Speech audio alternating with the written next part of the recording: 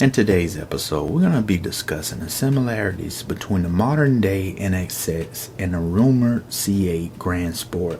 So please take that with a grain of salt and let's proceed. But first, we must dwell some 30 odd years into the past when the NSX first debuted and the American market was first introduced to VTEC. 270 horsepower out of a naturally aspirated V6 producing 90 horsepower per liter, and that alone in itself topped Ferrari's 328 while screaming all the way to 8,000 RPM, instantly rising to fame and touted as the best bargain supercar of the time. Fast forward 25 years later, not so much. With the introduction of the all-new NSX and its 573 horsepower all-wheel drive hybrid technology, one would easily assume $157,000 price tag will be warranted and just. Well, I must say the market disagrees. So introduce America's bargain sports car that's notorious to price to performance. GM's all-new mid-engine C8 Corvette with a base price starting just under $60,000 has to be the ultimate bargain supercar. And the base C8 Stingray is just that, the base.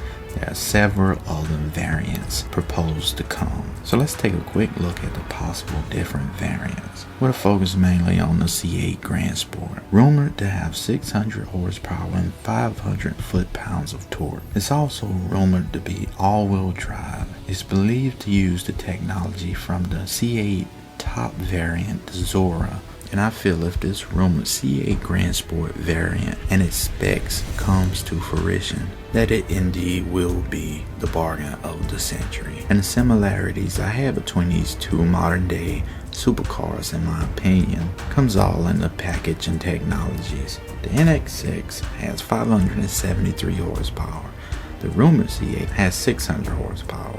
Both use a derivative all-wheel drive hybrid system. Both cars also are mid-engine. While I think the NSX technology might be just slightly better than a newer GM technology, hybrid-wise, the NSX does have an impressive 0 to 60 time, and as we know currently, the C8 base Stingray has a very impressive 0 to 60 time also of 2.8 seconds, having 495 horsepower with the Z51 package. So one would easily assume that the C8 Grand Sport with 600 all-wheel drive horsepower will probably have a better 0 to 60 time, and I would think 2.6 seconds 0 to 60 is very possible. And taking a quick look at the GM specs list, very impressive specs on this list, and one could argue that the C8 Grand Sport might not make it to production. And if it does, the horsepower level is a bit high. It seems to be too close to the Z06 power level. 650 versus 600 horsepower all-wheel drive. That to me seems like it'll cannibalize the Z06. But there's still hope, which in my opinion, I think the C8 Z06 will start around 89,000, leaving room for a Grand Sport at around 75,000, and then you'll have your base Stingray at 59,000. That seems like the sweet spot. So if the C8 Grand Sport actually goes to production, I hope it does.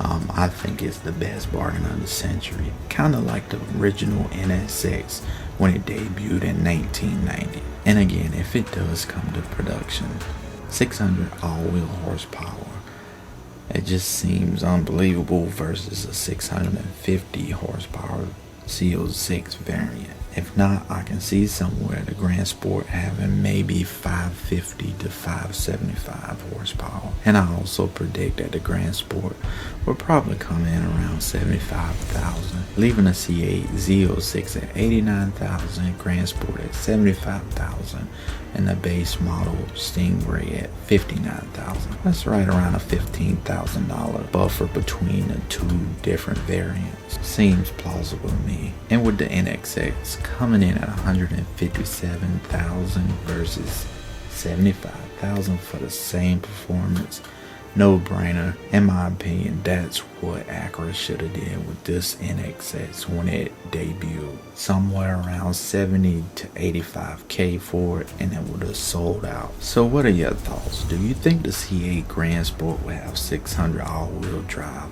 horsepower? Let me know your thoughts and comments on the Grand Sport. Do you think it'll go into production with it being so closely to the CO6? Do you think the Grand Sport is using tech from the Zora model, from the all-wheel drive hybrid system? That's possible. And if these rumors indeed are accurate, I'm going for the Grand Sport.